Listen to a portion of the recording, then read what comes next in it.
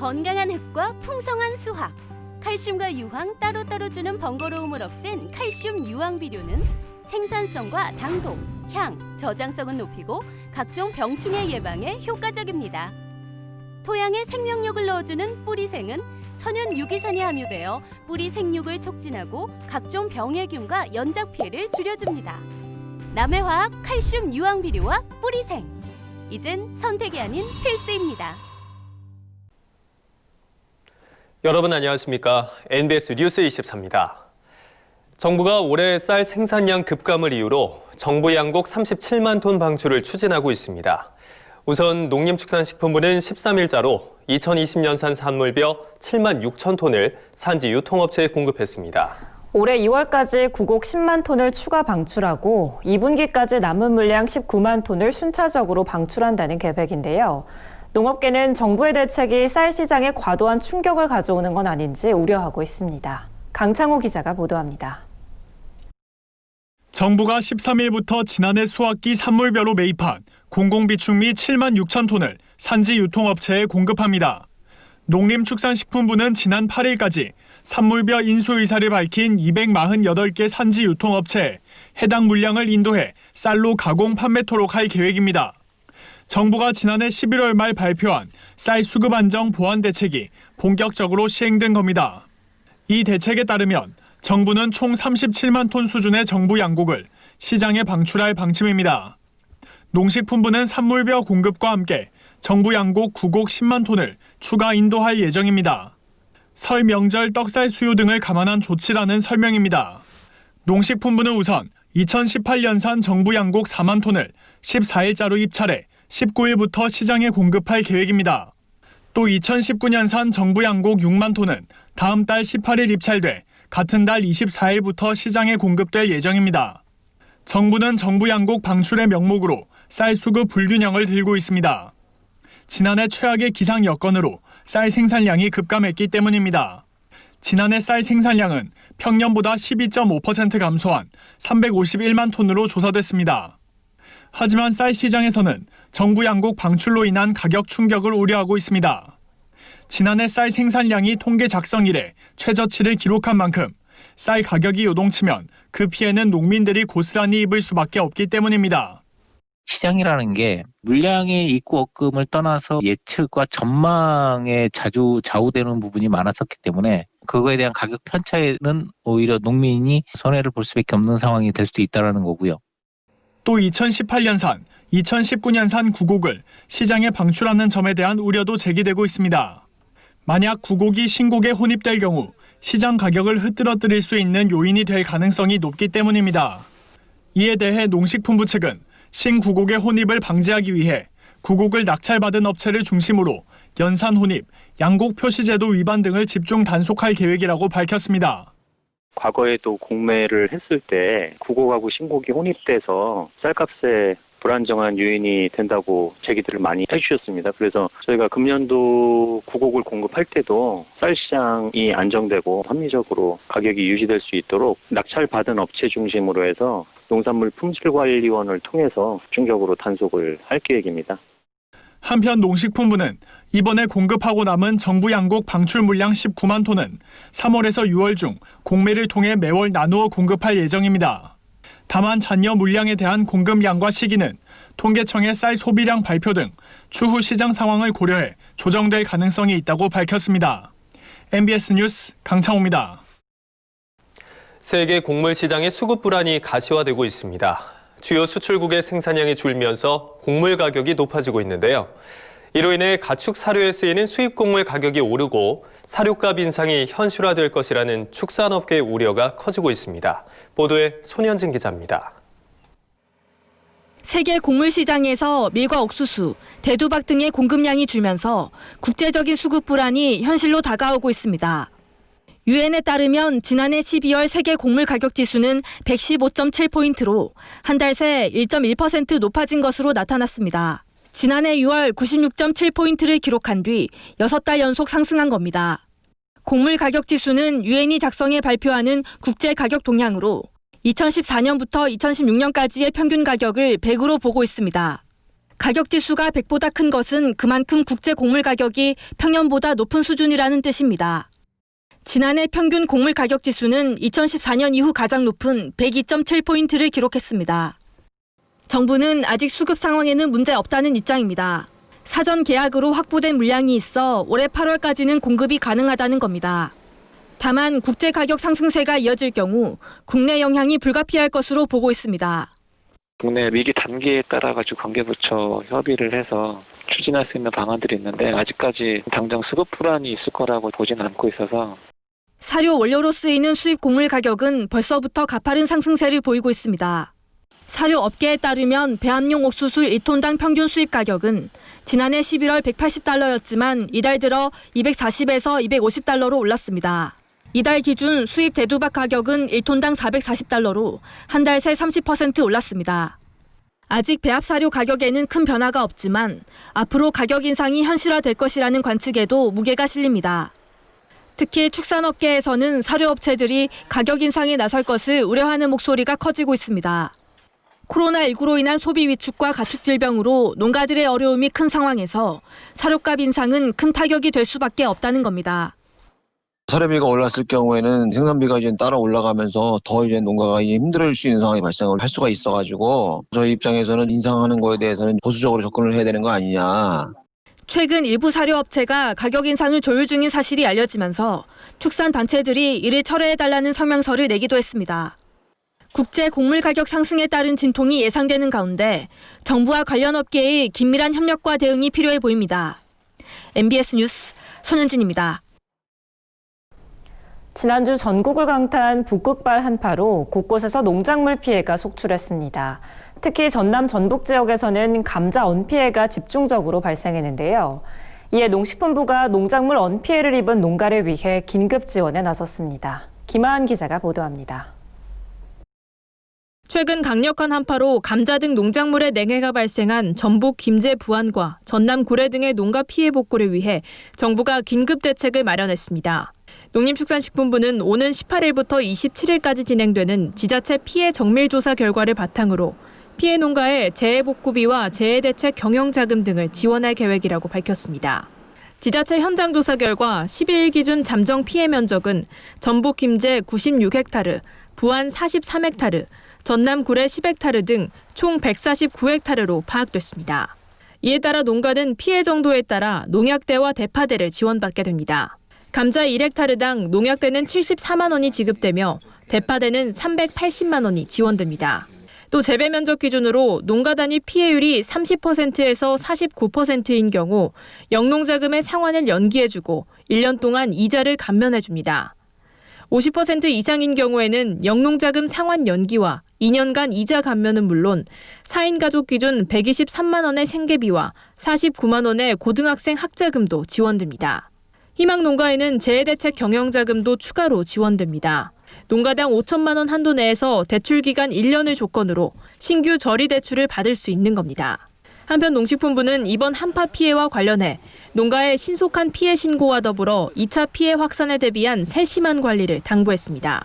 농작물 한파 피해는 증상이 곧바로 나타나는 경우도 있지만 시간이 지나면서 서서히 나타나는 경우도 있습니다. 따라서 농가에서는 피해 증상을 확인하는 즉시 해당 읍면 동사무소에 신고를 해주시기 바라고, 또한 시설작물의 경우는 이게 보온 관리가 매우 중요합니다. 아울러 농식품부는 현재까지 피해가 확인된 시설 감자 외에도 제주도 등지에서 월동무와 겨울배추 피해 신고가 접수되고 있는 만큼 피해 현황을 확인하는 즉시 지원에 나설 계획입니다. MBS 뉴스 김하은입니다. 전현희 국민권익위원장과 이성희 농협중앙회장이 서울 양재동 농협 하나로마트를 찾았습니다. 코로나 사태 이후 농축산물 매출이 얼마나 줄었는지, 또 농가들은 어떤 고충을 겪고 있는지 직접 살펴보기 위해서입니다. 현장을 김인경 기자가 취재했습니다. 서울 양재동 농협 하나로마트. 설 명절을 앞두고 사과배 등 각종 과일과 한우 선물 세트가 매대마다 탐스럽게 놓여 있습니다. 전현희 국민권익위원장과 이성희 농협중앙회장이 13일 오후 이곳을 찾은 건 코로나19 확산 이후 어려움을 겪고 있는 농업인과 유통 관계자들의 의견을 직접 청취하기 위해서입니다. 코로나19 장기화로 각종 행사와 모임이 취소되고 학교 급식이 중단되면서 국내 농산물 소비는 극도로 위축된 상황입니다. 또 고강도 사회적 거리 두기에 따라 외식 소비가 부진하면서 축산물 소비 또한 급감한 실정입니다. 이에 국민권익위원장이 농축산물 소비 동향을 살피고 농업인들의 고충을 듣기 위해 현장 간담회를 개최한 겁니다. 국가 긴급지원금이 농업인 축산인들의 근처의 구성이 아니라 어려운 와중에 형평성의 문제도 힘드실 거다 이렇게 생각을 하고 있습니다. 어려움을 겪고 계시는 우리 농업 축산인 여러분들의 현장을 생생한 목소리를 듣고 또 저희 업무에 참고하고 반영하고자 오늘 현장을 찾아뵙습니다. 권익위가 주최한 이날 간담회에는 이성희 농협중앙회장, 장철훈 농협경제지주 농업경제대표, 김태환 축산경제대표, 임영호 한국농축산연합회장, 하태식 축산관련단체 협의회장, 박철선 충북원예농협조합장, 정문영 충남 천안축협조합장, 한우 사과농가 등이 참석했습니다. 간담회에서는 소비 부진에 따른 농가 소득 감소, 사회적 거리 두기에 따른 유통시장 변화, 설 명절 주요 농산물 수급 대책 등 다양한 주제가 논의됐습니다. 특히 한우 농가와 사과 농가는 자연재해로 인한 생산량 감소와 지난해부터 이어진 소비 부진 등 어려운 농업 농촌의 현실을 권익위에 설명했습니다. 농협은 유통 현장을 점검하며 설 명절에 대비해 제수용품과 농축산물 선물 세트 공급 물량 확보에 만전을 기하겠다고 밝혔습니다. 코로나19로 인해서 모든 국민이 굉장히 힘든 하루하루를 보내고 있는데 농촌의 농어민들도 농축산물에 대한 소비가 과거 같지 않고 줄어들기 때문에 굉장히 어려운 이런 고통의 시간을 보내고 있는데 농축산물 소비 촉진에 많은 도움이 되지 않을까. 간담회 후 유통 현장을 살펴본 전현희 위원장은 청탁금지법은 직무 관련성이 있는 공직자에게 적용되는 법이라며 일반 국민들은 가족 친지와 우리 농축산물 선물을 주고받으며 정을 나눴으면 한다고 말했습니다. 일반 국민들께서는 청탁금지법의 규제 대상에서 제외가 대부분 되기 때문에 이번 설날에는 우리 이웃들과 또 가족 친지들과 따뜻한 정을 나누는 그런 의미에서 또 이런 선물을 많이 하셨으면 좋겠다라는 생각을 합니다. 현장의 어려움을 살핀 권익위가 농어민과 축산인들의 어려움을 덜어줄 수 있을지 관심이 집중됩니다. NBS 뉴스 김인경입니다. 농촌 지역과 도시 지역의 수도요금 격차가 심각한 것으로 드러났습니다. 같은 한강물을 써도 지역에 따라 요금이 많게는 3배 이상 차이가 난다고 하는데요. 어떤 이유인지 남수지 기자가 전해드립니다. 환경부가 최근 펴낸 2019년 상수도 통계에 따르면 수도요금의 도농 격차가 크게 벌어진 것으로 나타났습니다. 농촌 지역 중 하나인 강원 홍천군의 수도요금은 1세제곱미터당 1,556원으로 전국에서 제일 비쌉니다. 569원인 서울과 비교하면 2.7배나 차이가 납니다. 같은 지역 내에서도 도시와 농촌 사이의 수도요금 격차는 큽니다. 경기 양평군의 경우 수도요금이 1,395원으로 경기도 내에서 가장 높습니다. 반면 도시 지역인 경기 성남시의 수도요금은 441원에 불과합니다. 같은 물을 사용하지만 납부하는 요금은 3배 이상 차이가 나는 겁니다. 광역지자체 단위에서도 도농 간 격차는 뚜렷합니다. 서울과 대전 등 도시 지역의 평균 수도요금은 500원대로 저렴한 반면 농촌 지역이 많은 강원과 전북은 각각 1,021원, 962원으로 도시 지역에 비해 요금이 2배 가까이 높고 전국 평균 요금 739원보다도 30% 정도 높습니다. 이처럼 도농 간 격차가 큰 이유는 농촌 지역의 경우 인구 밀집도가 낮아 상수도 시설 및 관리 비용이 도시에 비해 상대적으로 많이 들기 때문입니다. 예컨대 도시 지역은 100만 명에게 수돗물을 공급하기 위해 4개의 정수장을 사용합니다. 하지만 농촌 지역은 4만 명을 대상으로 8개의 정수장을 사용한다는 겁니다. 더욱이 농촌 지역은 노후 상수도관으로 인한 누수도 많습니다. 이런 이유로 수돗물 생산 원가가 높아 판매 단가도 비싸질 수밖에 없습니다. 아무래도 대도시는 사람이 밀집해서 있어서 상수도 공급하는 데에 투자가 사람 대비 적게 들어가는데 농촌 지역 중심으로는 한 사람당 시설 설치비 또 운영비가 상대적으로 많이 들어가죠. 정부가 고집하는 수도요금 현실화율도 농촌 지역 수돗물 가격 상승 원인 중 하나입니다. 통계 자료에 따르면 요금 현실화율이 95%에 달하는 광주광역시의 수도요금은 655원으로 전국 평균 수도요금보다 낮습니다. 인구가 밀집되어 있고 수도 관련 인프라도 잘 갖추고 있기 때문에 수도 생산 원가 자체가 낮기 때문입니다. 이에 반해 대표적인 농촌 지역인 경상북도의 현실화율은 59.7%에 불과한데도 수도요금은 849원이나 됩니다. 농촌 지역의 상수도 시설 기반이 개선되지 않은 상태에서 수도요금 현실화가 이루어지다 보니 농촌 지역 주민들이 수도요금을 더 많이 부담하는 겁니다. 전문가들은 도농 간 수도요금 격차를 해소하기 위해 중앙정부의 역할 확대가 필요하다고 조언했습니다. 재정이 취약한 상태인 기초지자체들은 상수도 여건 개선이 어려운 상황이기 때문입니다. 일정한 수질이 보장된 물을 먹을 수 있도록 해줘야 되는 게 정부가 해야 될 일이라는 거죠. 상수도 시설은 중앙정부가 해줘야 된다.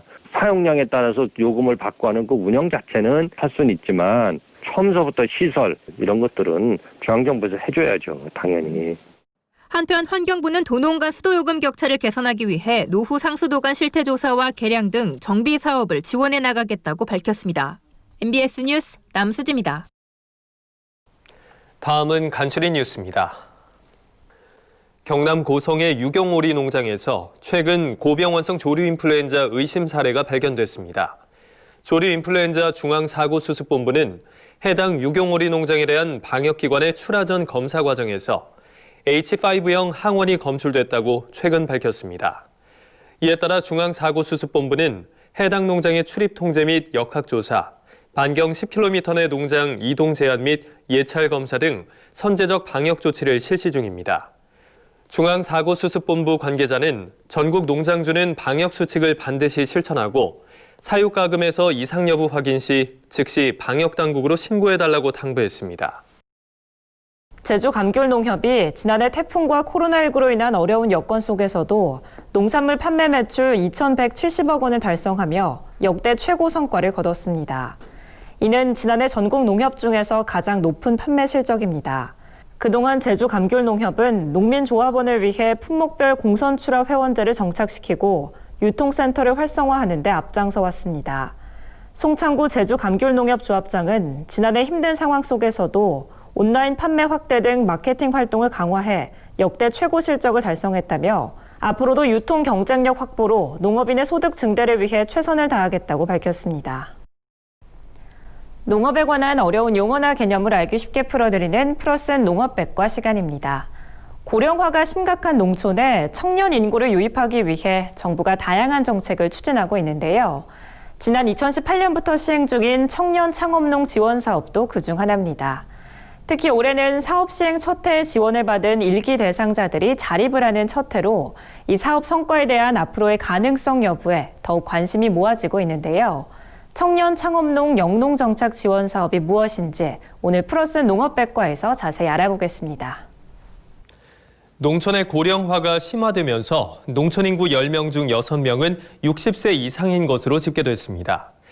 이런 가운데 농촌을 유지하고 성장시켜야 할 청년 농가는 최근 10년간 무려 80%나 급감한 것으로 나타났는데요. 이에 정부가 청년농을 육성하기 위한 일환으로 벌이고 있는 사업 중에 하나가 청년농 영농 정착 지원 사업입니다. 젊고 유능한 인재를 농업 분야로 유치하기 위해 정착 지원금과 농지 기술 교육 등을 종합적으로 지원하는 사업으로 지난 2018년 처음 도입됐죠. 쉽게 말해서 영농 기반 없이 시작하는 청년들을 지원하고 영농 정착 초기 불안정한 청년 농업인의 생활 안정에 도움을 줌으로써 청년들이 농업에 잘 정착할 수 있도록 돕겠다는 겁니다. 선발된 청년 농업인에게는 먼저 가계비와 농업 경영비로 쓸 수 있도록 월 최대 100만 원의 영농 정착 지원금을 3년 동안 제공합니다. 신용 체크카드 형식으로 지급이 되는데요. 단, 영농 자금 및 일반 가계 자금 외에 사용할 수 없도록 범위가 제한돼 있습니다. 또 이들 대상자에겐 3억 원 한도의 창업자금 융자 지원, 농신보 우대 보증을 포함해 1인당 토지 2헥타르를 최대 10년간 임대 지원받을 수 있는 농지 임차 우선권도 부여되는데요. 더불어 영농기술교육과 이들 청년농이 생산한 농축산물의 유통판로도 지원을 합니다. 만 18세에서 40세 미만, 독립경영 3년 이하인 청년농업인은 누구나 지원할 수 있는데요. 독립경영이란 본인 명의의 영농 기반을 마련하고 농업경영정보에 등록해 직접 영농에 종사하는 것을 뜻합니다. 단 건강보험료 산정액이 기준 중위소득 120% 이상이면 신청할 수가 없습니다. 농림축산식품부는 시행 첫 해부터 매년 1,600명을 선발해 지원하고 있는데요. 올해는 선발 인원을 1,800명으로 늘릴 예정입니다. 사업이 처음 도입된 이후 신규 창업 예정자 비율이 42%에서 65%로 꾸준히 증가한 데다 지원 대상자의 농업 소득이 높고 영농 기반 조성에도 기여했다는 호평이 이어지면서 정부가 청년농 지원 사업을 확대하기로 한 겁니다. 당초 1년에 최대 2개월까지였던 농해근로 허용 기간도 올해는 1년에 최대 3개월로 확대해서 농한기를 활용해 활발하게 농해근로를 할 수 있도록 시행 지침도 개정했습니다. 아울러 여성 청년 농업인의 청농 기회를 늘리고 농촌 지역 다문화 가정 증가 추세에 발맞추기 위해 사업 대상자 선발 시 여성과 다문화 가정, 자녀를 동반한 신청자에게는 가점을 부여하기로 했죠. 신청을 희망하는 청년농은 오늘 27일까지 농림사업 정보 시스템에 접속해 구체적인 영농계획서 등을 포함한 신청서를 작성해 제출하면 되고 대상자는 서류 전형과 면접 평가를 거쳐 올해 3월 말에 확정됩니다.